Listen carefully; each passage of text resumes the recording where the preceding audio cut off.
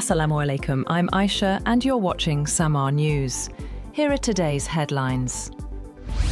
Russia has offered to hold talks with the United States to address allegations that it secretly conducted underground nuclear tests. Foreign Minister Sergei Lavrov says Moscow is ready to discuss Washington's concerns, rejecting claims made by President Donald Trump. Russia insists it has not violated the Global Test Ban Treaty and says the US can verify this through international monitoring systems.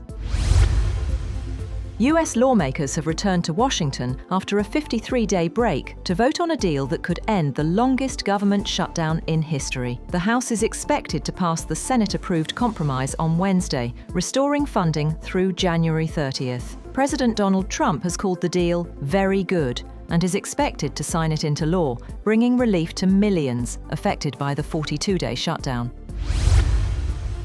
At least 12 people have been killed and 27 injured in a suicide blast near Islamabad's district judicial complex. Interior Minister Mohsin Naqvi says the attacker detonated explosives near a police vehicle after failing to enter the court premises. Prime Minister Shehbaz Sharif has directed immediate medical assistance for the wounded. Police and rescue teams have cordoned off the area and launched an investigation.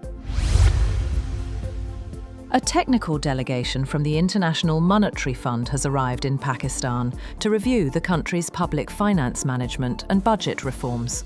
The IMF team has demanded a comprehensive audit of supplementary grants issued over the past 10 years, seeking accountability and clarity on how funds were utilised.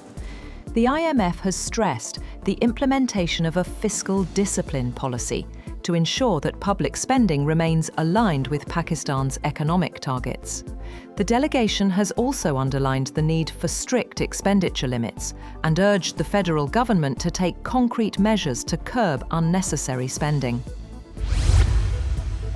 A Russian drone strike has hit Ukraine's southern Odessa region, injuring one person and damaging energy and transport infrastructure. Local officials say the attack sparked fires at several energy sites and a railway depot. Governor Ole Kipper says critical infrastructure is now running on generators, with emergency centres opened to support residents. Also, Russia's Federal Security Service says it has foiled a plot by Ukrainian and British spies to bribe Russian pilots into stealing a MiG-31 jet armed with a Kinjal hypersonic missile. State media reports the pilots were offered $3 million to fly the jet toward a NATO base in Romania. Indian police are probing a deadly car blast in the capital, Delhi, under a law used to fight terrorism, as forensic experts seek evidence to establish the cause of the first such blast in the city in more than a decade. The law is India's main anti-terrorism law. It is used to investigate and prosecute acts related to terrorism and activities that threaten the sovereignty and integrity of the country. The explosion near the historic Red Fort on Monday evening killed at least 8 people and injured 20. Several states and key facilities across the country were placed on high alert. A Turkish C-130 military cargo plane with at least 20 personnel on board has crashed in Georgia after taking off from Azerbaijan. Authorities have reported casualties, though numbers remain unclear. President Tayyip Erdogan interrupted a speech to offer condolences for the martyrs. And vote counting is underway in Iraq after polls closed in the country's parliamentary elections. The turnout was low, which reflected widespread frustration over corruption, unemployment, and poor public services. Results are expected in the coming days. That's all for now. For more updates, visit www.samaa.tv.